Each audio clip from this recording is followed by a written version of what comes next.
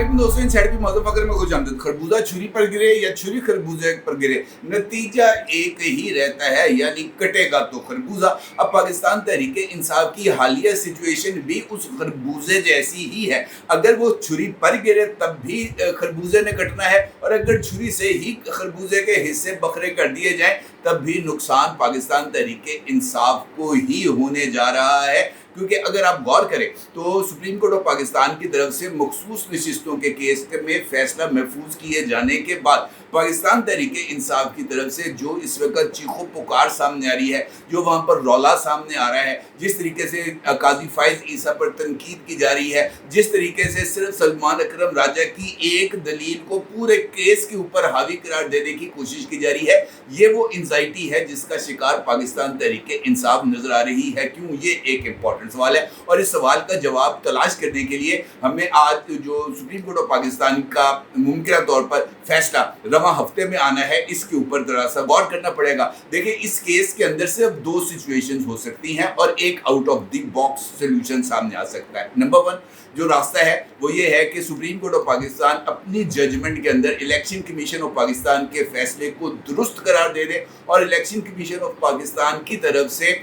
जो पाकिस्तान की सियासी जमातें हैं उनको बाकी मानदा सीट्स की अलॉटमेंट जायज़ करार पा जाए, और उसके नतीजे में हुकूमत को 2/3 अक्सरियत मिल जाए, और वो इस 2/3 अक्सरियत के बल पर पाकिस्तान तहरीक इंसाफ के कस बल निकाल दे। ये है एक ऑप्शन। दूसरा ऑप्शन ये हो सकता है कि इलेक्शन कमीशन ऑफ पाकिस्तान के फैसले को काला दम करार दे दिया जाए, और जो मखसूस नशिस्तें हैं वो सुन्नी इत्तेहाद काउंसिल अल मरूफ पाकिस्तान तहरीक इंसाफ के सुपुर्द कर दी जाएं, जो मौजूदा सूरत हाल में आइन की वाज़ेह प्रोविजंस के तहत बहुत ही ज़्यादा मुश्किल नज़र आ रहा है। अलबत्ता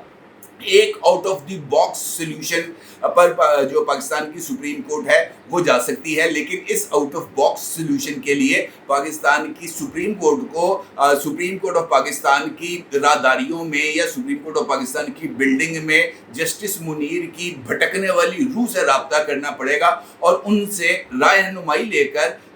फैसले के ऊपर नज़रिए ज़रूरत की मोड़ लगानी पड़ेगी, क्योंकि इसके बगैर नज़रिए ज़रूरत को जिंदा किए बगैर out of the box solution नहीं निकल सकता। वो थर्ड ऑप्शन या out of the box solution सिर्फ यही है कि मखसूस नशिस्तें किसी को ना मिलें, और चूँकि ईवान की एक कॉन्स्टिट्यूशनल रिक्वायरमेंट ये भी है कि आइन इनके तहत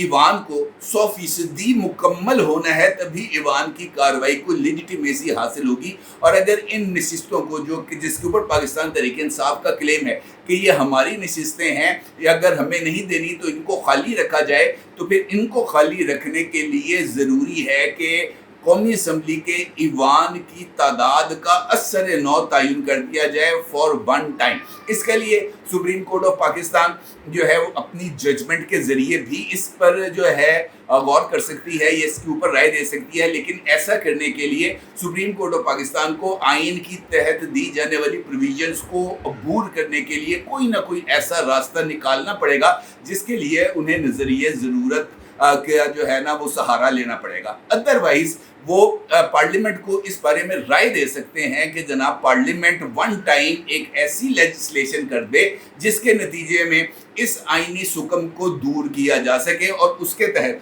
जो ईवान है उसका तयन असर नौ हो जाएगा, और पाकिस्तान तहरीक इंसाफ को मिलने वाली 23 मखसूस नशिस्तों को खाली करार दे दिया जाएगा, और इस तरीके से 336 का ईवान कम होकर 313 पर आ जाएगा, और इसी 313 को फिक्स कर दिया जाएगा फॉर द नेक्स्ट 5 ईयर्स, यानी जब तक ये असम्बली मौजूद रहती है। इस सूरत हाल में भी जो नुकसान है वो पाकिस्तान तहरीक इंसाफ का ही है, क्योंकि अगर ये वाले ऑप्शन यानी out of the box solution की तरफ पाकिस्तान की सुप्रीम कोर्ट जाती है, तो फिर इसके नतीजे में 313 के ईवान के अंदर जो 2/3 अक्सरियत के लिए वोट दरकार होंगे किसी भी आईनी तरमीम के लिए, तो उसकी तादाद बनेगी 208। यानी 208 अरकान की अक्सरियत, 2/3 अक्सरियत तस्वुर होगी और उसके तहत आइन के अंदर तरमीम की जा सकेगी। और अगर ऑप्शन 1 पर सुप्रीम कोर्ट ऑफ पाकिस्तान जाती है तो ये जो मखसूस नशिस्तें हैं ये जिन जमातों को इलेक्शन कमीशन ऑफ पाकिस्तान ने बांट दी हैं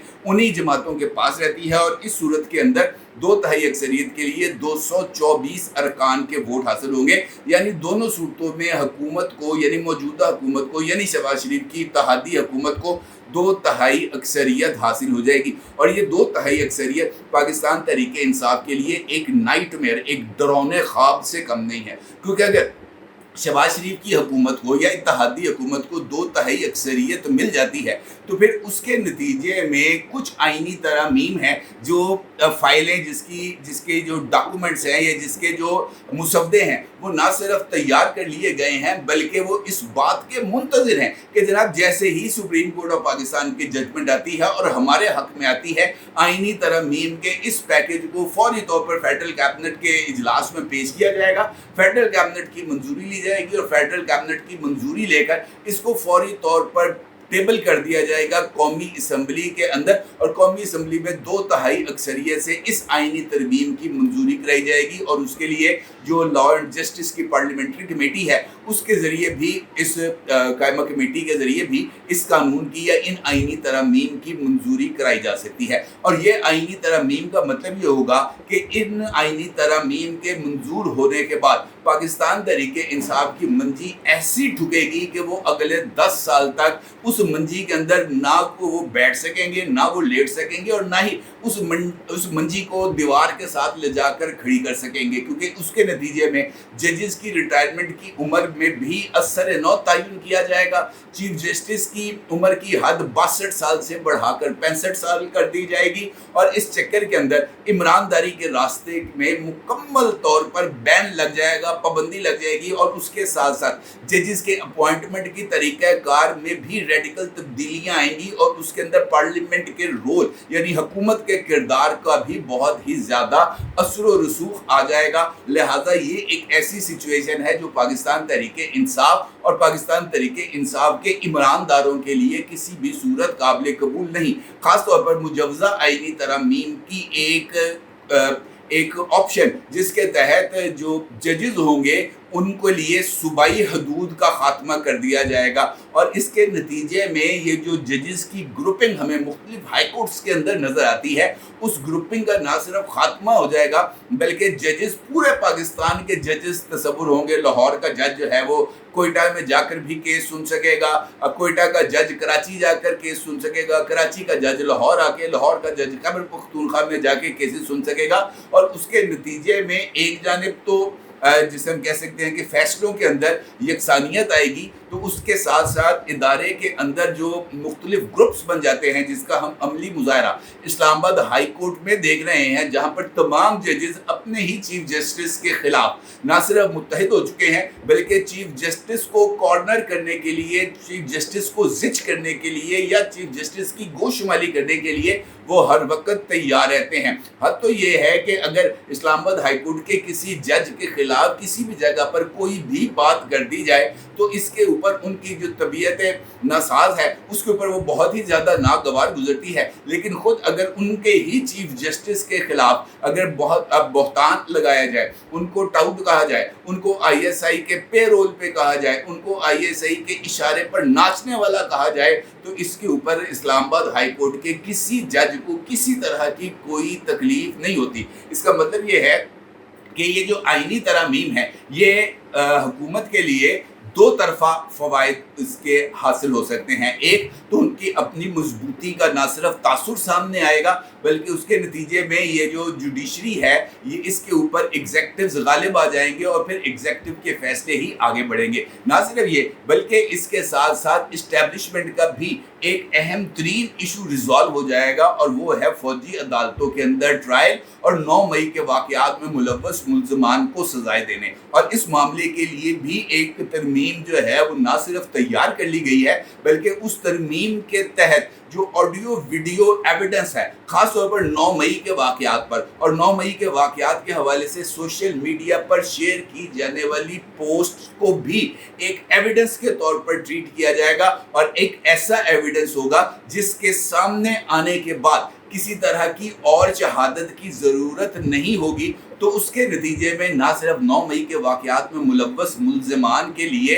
जो कानून का शिकंजा है वो टाइट होगा, बल्कि उसके नतीजे में इस्टेब्लिशमेंट इस वक्त जिस दबाव का शिकार है वो ना सिर्फ उससे भी बाहर निकल आएगी, बल्कि वो अपने मुल्ज़िमान को खुद सज़ाएं देने या उनको सिविल अदालतों से सज़ाएं दिलवाने के लिए भी तैयार होगी। इसका मतलब ये है कि ये है वो एक सिचुएशन जिसको पाकिस्तान तहरीक इंसाफ किसी भी तौर पर कबूल करने के लिए तैयार नहीं है। पाकिस्तान तहरीक इंसाफ को इस बात का बखूबी अंदाज़ा है कि अगर ये वाला जो ऊँट है ना, ये इसकी गर्दन अगर खैमे में आ गई एक दफ़ा, तो फिर इस ऊँट ने उनके पूरे का पूरा खैमे को ही उजाड़ देना है और खैमे में से उनको निकाल कर खुद खैमे में आ जाना है। ये बात की हकीकत उनको बखूबी इससे वो आगाह है। यही वजह है कि मुसलसल इस बात का जिक्र किया जा रहा है, मुसलसल इस बात का जिक्र किया जा रहा है कि जनाब ये जो केस का फैसला है इसके तहत या तो ये नशिस्तें पाकिस्तान तहरीक इंसाफ अल मरूफ सुन्नी इत्तेहाद काउंसिल को दे दी जाए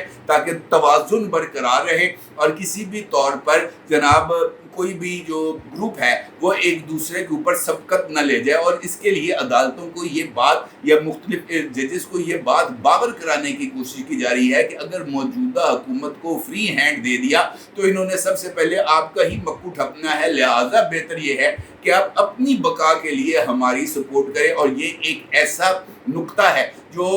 मुख्तलिफ जज साहिबान के लिए बहुत ही ज़्यादा अट्रैक्टिव साबित हो सकता है और इसके लिए जनाब जो सोशल मीडिया का प्लेटफॉर्म है उसको पाकिस्तान तहरीक इंसाफ बहुत ही आसान तरीके से इस्तेमाल करी है। अब चूँकि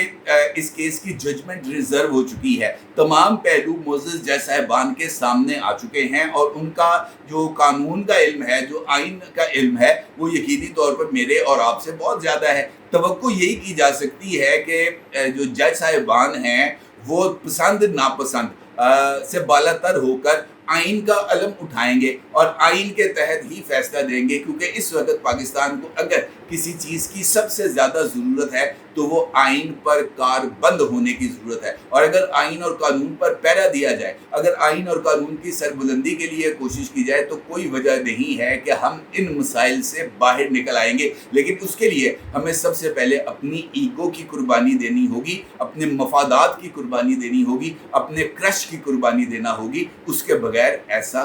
ऐसा होना बिल्कुल भी मुमकिन नहीं। अपनी राय ज़रूर साथ कीजिएगा। आपको बहुत शुक्रिया।